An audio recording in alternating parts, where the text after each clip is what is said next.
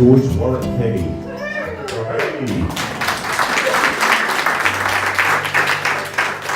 Born in 1928, and if it's simple maths, he's 90, so he's made a lot of friends, and everywhere George goes, he makes friends.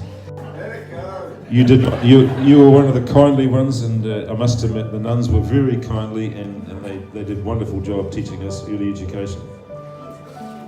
Yeah, look at me now. Yeah, what a specimen.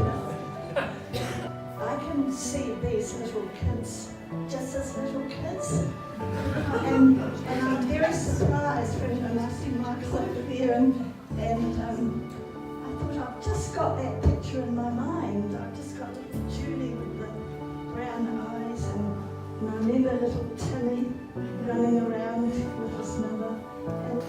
Alright, so for me personally, from the very day I was born, I was loved and cared for and nurtured by Granddad and the rest of the family, but by my Granddad. I had a very young mother who's still very young now. It was brought into the rest of the family clan. And I know that love, that caring, that nurturing is permeated through all of the grandchildren and all of the great-grandchildren. How you keep track, I'm not quite sure, but... One's called at Curry Bush, which is just further on from Brighton.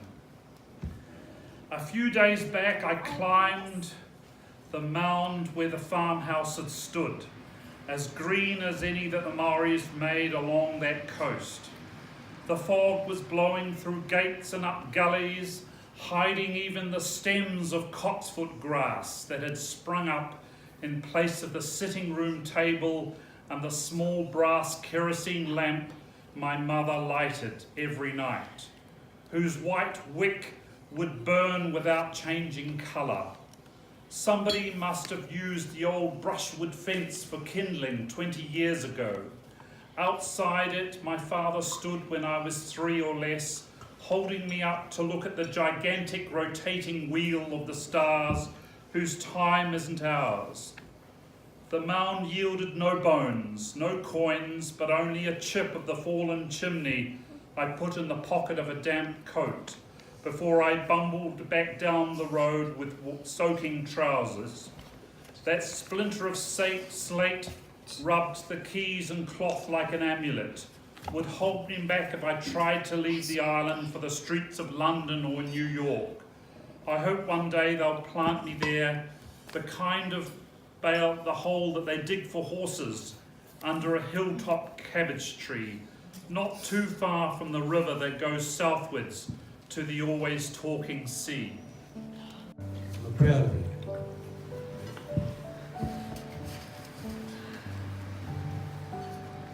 I love you.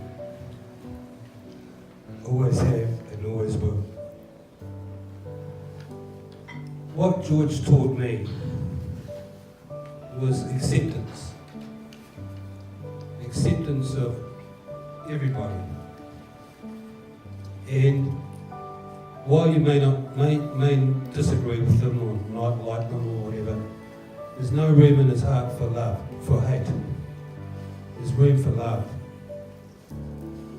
That's how me and George relate to each other. We go on flights of fancy because those who know George well knows he has an absurd sense of humour. We went on a 10-day trip through the mountains.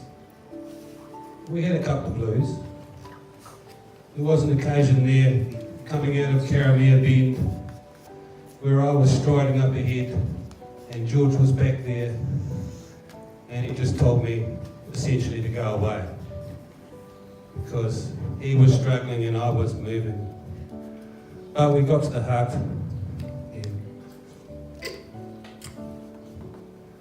and we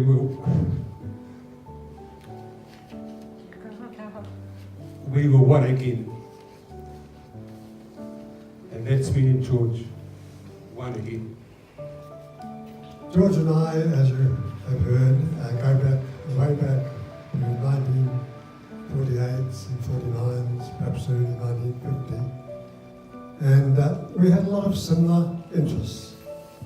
We both had motorcycles, so we got about, and we both enjoyed tramping and hunting, and we did a number of deer stalking trips together, and we even came down on a sort of a working holiday to the South Island on our motorcycles. We worked on the wharves as seagulls at Nelson, mainly loading crates of apples and things like that. Now, I grant you family members a first claim on George, for he's your own. But we of the Tramping Club see him as very much as part of our family too. So please bear with me as I speak not so much of him, but rather to him. George, you're ours too.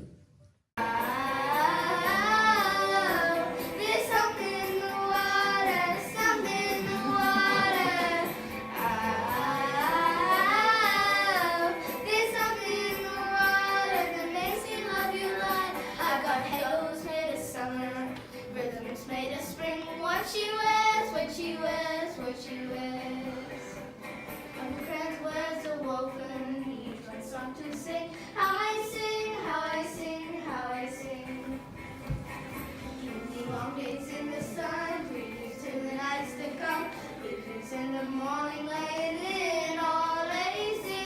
Give me something fun to do. Love it after loving you. Kiss me quick now, baby. I'm so crazy over you. There's something in the water. Something in the water.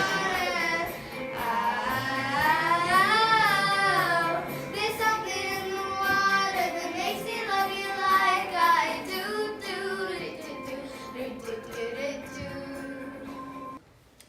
My brother Bill would be a different fella if he had a different face and a different smell, but his face stops him from winning in a beauty show.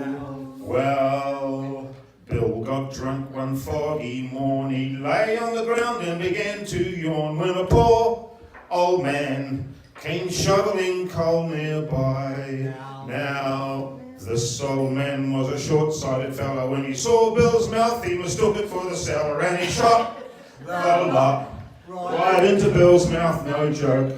Now Bill, poor soul's got a tummy full of coal, and he's coughing up lumps of coke. Oi! What a mouth, what a mouth, what a north and south. Jolly what a mouth he's got. Oi! My old mother, oh Lord love her, when he was a kid she used to feed him with a shovel, what a gap. Poor chap.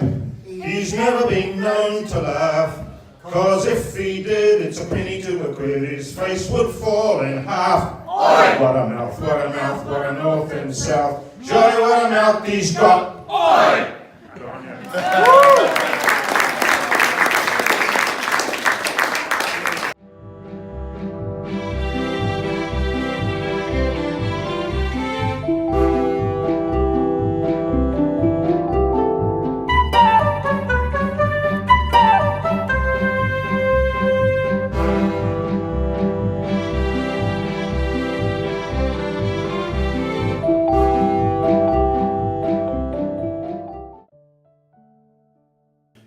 I think you can all hear me.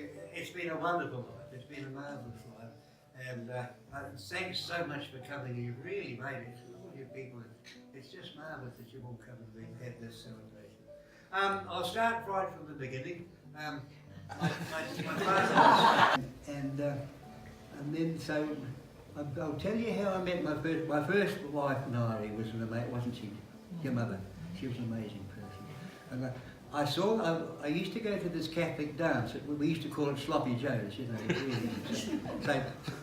St. Joseph's Saturday night. And I looked through a little thing. Outside you could suss who was in the hall by looking in. And I saw this fantastic girl. Your mother had sort of slightly had a smile, something like our Prime Minister, didn't you? Yeah, but it wasn't Ardern. It was Nairi O'Connor. She was Irish too. So I went round the front. Of course, I'd been drinking a bit like that. I went round the front, and there was a detective sergeant on the door. Oh, he knew my name, because we were well known. Dad was a well known person. Oh, George, he said, you wanted to come in and dance? He was sitting down, you see, taking the money. You know, I said, yes. I said, there's a fantastic girl I want to meet. He said, you've been drinking, haven't you?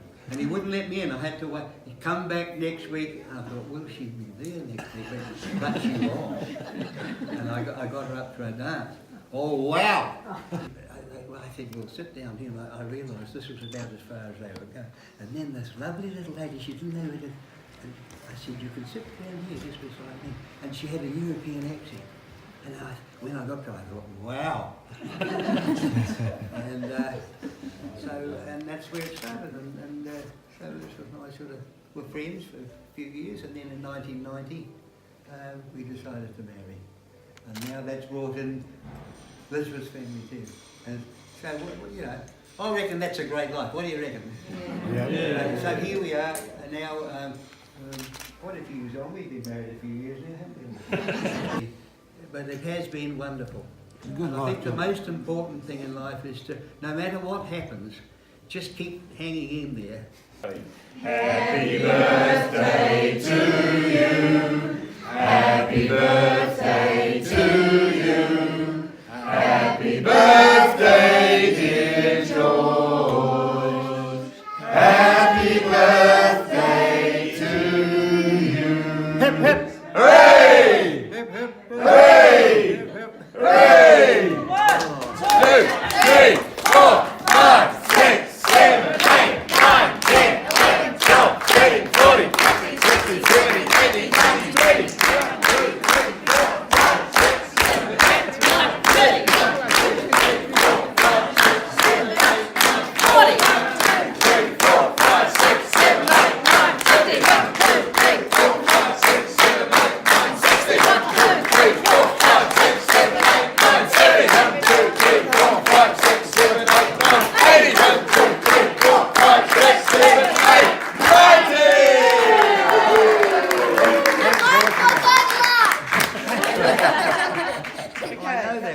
Let's have a bit of huff and puff. Come on, here we go. That's right. Oh, do we have to blow first? Oh, you could. You it's blow all first. well. Probably both your efforts would be good. Woo!